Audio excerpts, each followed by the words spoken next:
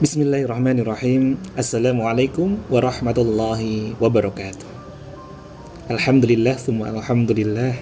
Alhamdulillahilladzi bini'mati tatimus sholihat. Alhamdulillahilladzi an'amana bini'matil iman wal islam. Apa kabarnya sahabat-sahabat fillah, sahabat-sahabat magnet rezeki, sahabat-sahabat yang senantiasa dimuliakan dan dibahagiakan oleh Allah Subhanahu wa taala. Saya doakan semoga di hari yang indah ini, di hari yang penuh berkah ini, Allah kian hadirkan kepada kita semuanya berbagai nikmat yang senantiasa menjadikan wasilah diri kita semakin dekat, semakin taat, semakin mesra hubungan kita kepada Allah Subhanahu wa taala. Insyaallah. Amin Allahumma amin. Saya doakan pula jika sekiranya hari ini masih ada sahabat-sahabat fillah yang masih terlilit dengan namanya amanah, semoga Allah segera hadirkan pelunasannya. Semoga Allah mudahkan kita untuk senantiasa Masya Allah menghadapi ujian demi ujian yang saat ini hadir. Semoga diri kita semakin dilapangkan oleh Allah Subhanahu wa taala, semakin menemukan solusi jalan terang setiap persoalan yang saat ini hadir. Terkadang saat diri kita ini senantiasa mengejar-ngejar yang namanya solusi, mencari yang namanya jalan keluar, terkadang memang kitanya tidak mudah. Tapi di saat kita benar-benar sadar bahwa yang harus kita cari, yang harus kita dekatin adalah sang pemilik solusinya, kita semakin dekat terus kepada Allah. Malah justru disitulah Allah perbaiki segala aktivitas kita, keperluan kita, hajat-hajat kita. Maka bismillah, di hari demi hari ini marilah senantiasa kita libatkan Allah dalam segala aktivitas kita. Kita iringi setiap langkah kita untuk senantiasa menyertakan niat kita. Segala sesuatu kita lakukan adalah untuk ibadah lillahi ta'ala. Sahabat surgaku, jika sekiranya hari ini masih ada keluarganya, dirinya, ataupun anggota keluarganya saat ini belum dihadirkan kesehatan, saya doakan semoga Allah hadirkan kesembuhan. Mungkin pula ada yang saat ini sedang memiliki banyak sekali hajat. Salah satunya adalah mungkin ada yang ingin diperbaiki rumah tangganya, ingin disatukan kembali tali silaturahminya, ataupun pula ada yang ingin dihadirkan keturunan. Saya doakan semoga Allah ijabah. Amin ya mujibas sa'ilin. Insyaallah. Sahabat fillah, sahabat-sahabat surga, sahabat-sahabat yang dimuliakan dan dibahagiakan oleh Allah Subhanahu wa taala. Sebelumnya mohon izin kemarin kita belum bisa share untuk voice note karena masih safar perjalanan untuk menjenguk kedua orang tua saya yang ada di Blitar. Alhamdulillah hari ini saya membersamai beliau untuk senantiasa terus mengamalkan, mempraktekkan jurus merawat terumbu karang. Kita memuliakan, bahagiakan orang-orang terkasih kita, karena ridhonya Allah ada di ridho mereka. Dan mohon izin tadi pada subuh masih harus ada amanah untuk membersamai anak-anak di sekitar tetangga semuanya berdatangan untuk apa? Untuk belajar Al-Quran. Jadi mohon izin tadi masih kita aktivitas terlebih dahulu untuk menyimak setoran Al-Quran dari tetangga-tetangga, dari para penerus, para pejuang agama Islam. Masya Allah.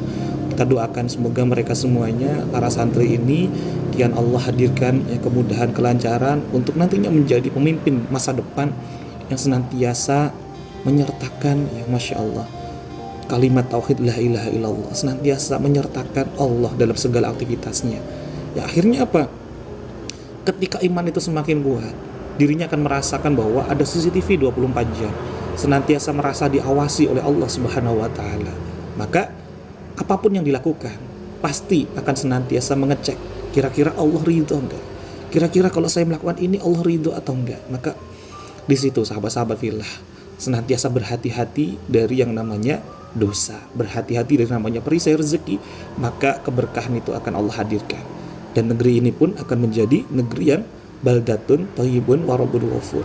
Senantiasa gemah ripah lojinawi itu akan hadir, insyaallah. Amin Allahumma amin. Sahabat surgaku, sahabat-sahabat yang dimuliakan dan dibahagiakan oleh Allah Subhanahu wa taala. Ada 3 tanda cinta Allah kepada seorang hamba. Jadi jika kita benar-benar menemukan tanda-tanda ini, maka marilah kita pun juga semakin tumbuhkan rasa cinta kita kepada Allah Subhanahu wa taala, karena Allah pun sangat sayang dengan hamba-hambanya. Nah, apa itu ya, Masya Allah. Yang pertama adalah ketika kita ingin ya berbuat sesuatu di luar ketaatan kita kepada Allah, maka Allah tahan kita.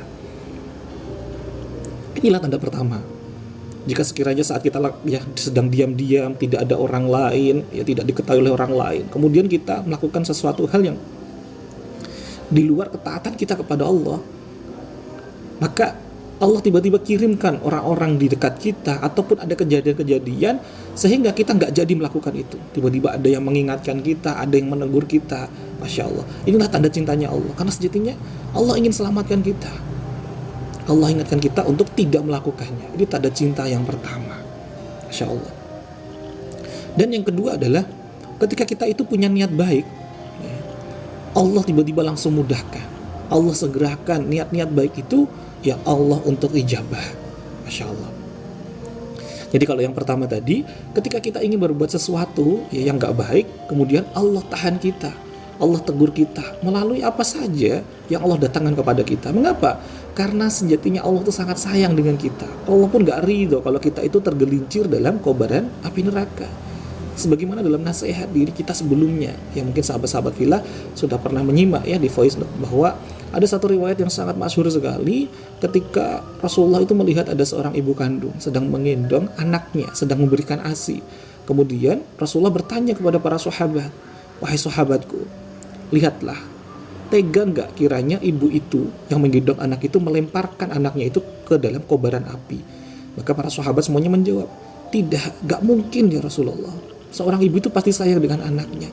Maka begitu pula dengan Allah. Allah jauh lebih sayang melebihi ibu kandung kepada anaknya. Maka Allah pun juga nggak ridho jika hamba-hambanya itu harus tergelincir ke dalam kobaran api neraka. Makanya ketika Allah cinta dengan hambanya, Allah sengaja selamatkan kita.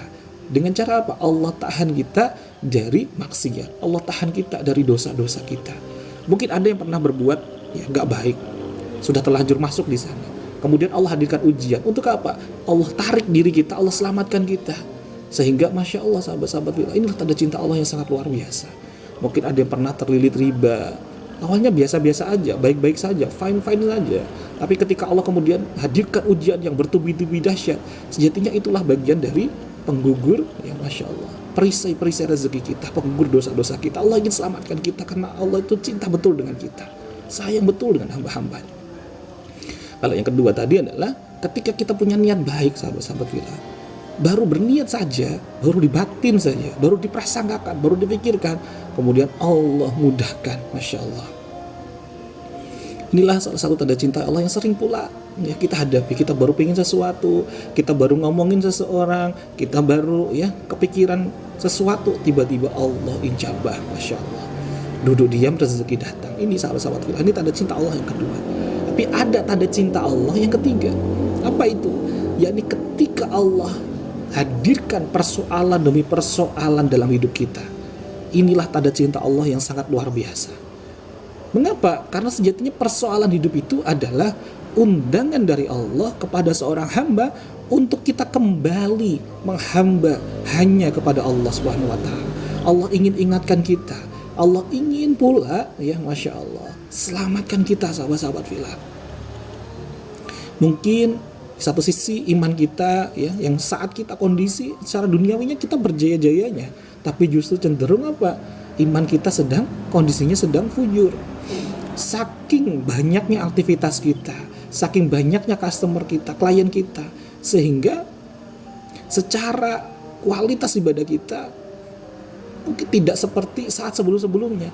Maka Allah hadirkan ujian, persoalan untuk apa? Untuk kita kembali lagi memperbaiki ibadah-ibadah kita kepada Allah. Allah pun rindu dengan ya ibadah-ibadah kita. Masya Allah. Tentu ya kita ingat sebagaimana Rasulullah SAW bersabda, "May yuridillahu bihi khairan yusib minhu." Barang siapa yang Allah mau berikan kebaikan, maka Allah akan berikan ujiannya terlebih dahulu. Tujuannya untuk apa? Inilah undangan dari Allah agar kita kembali untuk terus menghadap kepada Allah, untuk ingat lagi kepada Allah. Maka yuk sahabat-sahabat Fillah, kita hujamkan betul-betul, kuat-kuatkan dalam hati kita bahwasanya ya Masya Allah, dalam hadis riwayat Muslim ya, Rasulullah Shallallahu Alaihi Wasallam bersabda, barang siapa yang sabar dan ikhlas menerima ujian dari Allah Subhanahu Wa Taala, maka Allah tidak akan membalas kecuali dengan balasan surga. Masya Allah, balasannya sangat besar sekali. Manakala apa? Kita benar-benar bisa ridho, ikhlas menerima setiap ujian saat ini hadir kepada kita. Karena ini semuanya adalah bagian dari tanda cintanya Allah kepada kita. Coba sahabat-sahabat filah bayangkan, jika saat ini sahabat-sahabat filah ada di rumah masing-masing atau di tempat kerjanya lah saat ini, kemudian ada seorang pengamen yang datang. Saat suara pengamen itu suaranya nggak nyaring, ya suaranya nggak indah gitu. Kira-kira apa yang harus kita lakukan? Tentu kita ingin sekali orang ini, yang pengamen ini, segera pergi gitu. Caranya gimana? Segeralah kita kasih uang agar segera pergi. Tapi ketika ada pengamen yang lain yang suaranya indah sekali, kira-kira apa sih yang kita lakukan sahabat filah? Ya tentu ya kita menikmatinya. Justru apa? Kita tanggap, kita request lagu kepadanya. Ya akhirnya apa? Pengamen ini nggak kita segera kasih apa yang diinginkan. Dia ini apa? Nggak segera kita kasih uangnya. Tapi ya itu kita lakukan kenapa? Karena kita sayang tuh dengan pengamen itu, seneng banget dengan pengamen itu. Justru gak segera kita ijabah apa yang menjadi keinginannya. Tapi ketika posisi pengamen ini kemudian merasakan, kok saya gak dikasih, kemudian kita gak ridho, gak menerima, kemudian kita pergi, maka pengamen yang kedua sejatinya suaranya tuh indah, disukai oleh diri kita, dia gak dapatkan apa-apa sahabat-sahabat filah. Dia gak dapatkan apa-apa. Padahal kalau dia mau bersabar, mau ikhlas, ridho menerimanya saat di request, saat ditanggap, itu mau menerimanya dengan senang hati, dengan lapang hati, maka tentu dia akan dapatkan rezekinya itu jauh lebih besar daripada pengamen yang pertama. Maka sama dengan diri kita. Saat diri kita ya senantiasa berdoa, bermunajat, sholat taubat, sholat hajat, kemudian ya belum juga hadir tuh ijabahnya doa-doa kita, maka justru berbahagialah sahabat-sahabat kita. Karena sejatinya Allah sedang rindu-rindunya dengan kita. Allah sedang sayang-sayangnya dengan kita. Saat kita benar-benar bisa ridho, bersabar dan ikhlas, maka kita pun akan mendapatkan jauh lebih besar daripada hanya sekedar dapatkan seperti ya yang langsung diijabah. Kenapa? Karena ini bisa jadi menjadikan tabungan amal kita sahabat-sahabat filah. Tabungan yang sangat luar biasa. Karena sifat pengabulan doa itu kan yang pertama adalah apa? Allah segerakan hadirkan. Tapi itu biasanya yang gak besar-besar sahabat filah. Tapi ketika Allah ya Masya Allah izinkan kita untuk apa? Bisa diselamatkan dari persoalan-persoalan kita, ujian kita, ya dari hal-hal yang persoalan yang jauh lebih besar. Ataupun pula sifat pengabulan doa yang ketiga adalah apa? Menjadikan tabungan di akhirat kita. Tentu kalau dikabulkan di akhirat itu jauh lebih dahsyat lagi. Mengapa? Masya Allah. Karena pasti bisa dipastikan kalau itu pengabulannya di akhirat, kita pun akan selamat nantinya. Allah akan ijabah kita untuk berada di surganya Allah. Karena guru saya pernah berpesan, ada satu masa di mana seorang hamba itu saat sudah di yaumil mizan, ditimbang amal-amalnya, ternyata nggak ada sahabat-sahabat filah amal baiknya itu yang bisa melebihi amal nggak baiknya. Sudah habis semuanya dihisap, kemudian ya Allah tambahkan amal baiknya itu.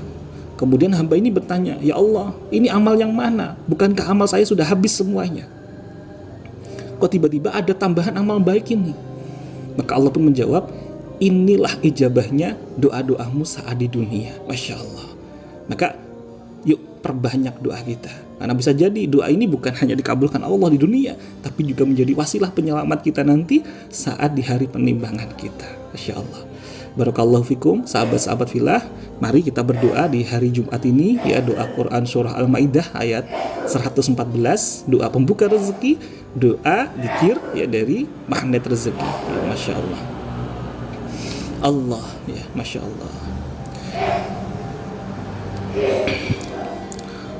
Allahumma Rabbana anzil alaina ma'idatan minas sama' takunu lana idan li awwalina wa akhirina wa ayatan minka warzuqna wa anta khairur raziqin.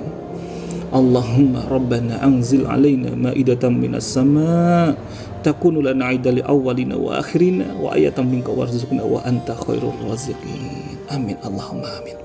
Barakallahu fikum sahabat-sahabat surgaku, sahabat-sahabat filah yang dimuliakan dan dibahagiakan oleh Allah Subhanahu wa taala. Jika sekiranya voice note ini bermanfaat, silahkan sahabat-sahabat filah kita share kepada sahabat, kerabat maupun keluarga terkasih kita. Saya Muhammad Sofi Al-Khairodai, Certified Trainer Money Rezeki. Sahabat seperjalananmu menuju semakin dekat, semakin taat kembali kepada Allah Subhanahu wa taala. Wassalamualaikum warahmatullahi wabarakatuh. Salam satu sama dan terhubung.